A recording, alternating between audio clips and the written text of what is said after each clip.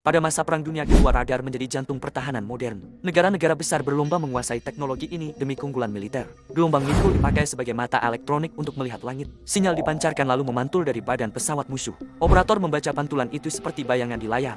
Musuh bisa terlihat bahkan sebelum terdengar.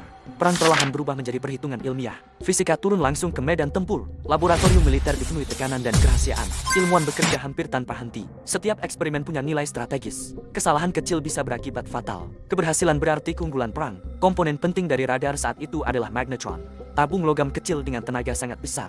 Ia menghasilkan gelombang mikro intens. Penemuan ini mengubah radar secara total. Jangkauan meningkat jauh. Perangkat menjadi lebih ringkas. Pesawat tempur bisa membawanya. Pertahanan udara berkembang cepat. Negara-negara menjaga rahasia teknologi ini dengan ketat. Radar menentukan hidup mati di udara. Setiap peningkatan terasa krusial. Perlombaan teknologi makin panas. Sains dipacu tanpa henti. Etika sering kalah oleh kebutuhan. Pada tahun 1945 seorang insinyur bernama Percy Spencer bekerja di fasilitas Raytheon. Ia sedang menguji magnetron aktif di laboratorium. Perangkat menyala seperti biasa. Namun coklat di sakunya tiba-tiba meleleh. Tidak ada api. Tidak ada sentuhan langsung. Hanya radiasi gelombang mikro. Spencer menyadari ada sesuatu yang tidak biasa. Ia mulai bereksperimen dengan sengaja. Jagung kering diletakkan di depan sumber gelombang. Beberapa detik kemudian butiran itu meletup menjadi popcorn. Rekan kerjanya terkejut melihatnya. Eksperimen diulang berkali-kali. Telur mentah ikut diuji. Telur bergetar lalu pecah karena tekanan panas dari dalam. Fenomena itu mulai dipahami. Gelombang mikro membuat molekul air bergetar sangat cepat. Gesekan antar molekul menciptakan panas. Makanan matang dari dalam. Penemuan ini terasa revolusioner. Raytheon segera melihat peluang besar. Teknologi itu dipatenkan. Prototip oven gelombang mikro dibuat. Model awal berukuran sangat besar. Beratnya ratusan kilogram. Hanya industri yang mampu membelinya. Alat dipasang di kapal dan fasilitas komersial. Restoran mulai menggunakannya. Militer ikut memanfaatkannya. Seiring waktu teknologi diperkecil.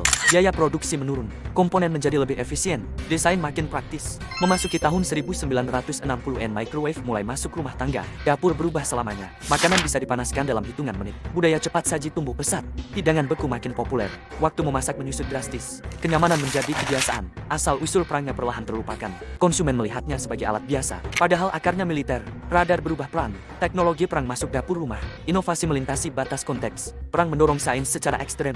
Dana riset mengalir tanpa batas. Penelitian dipercepat keras. Hasilnya sering tak terduga. Sebagian teknologi mematikan, sebagian justru domestik. Microwave menjadi contoh paradoks modern. Kenyamanan lahir dari konflik. Teknologi tidak pernah benar-benar netral. Ia selalu membawa jejak zamannya. Setiap dengung oven di dapur menyimpan bayangan radar perang. Laboratorium rahasia terasa dekat. Perlombaan global masih bergaung. Masa lalu belum sepenuhnya pergi. Ia hidup di benda sehari-hari. Kemajuan selalu punya sisi gelap, dan dapur menyimpannya diam-diam. Inilah lembaran kelam.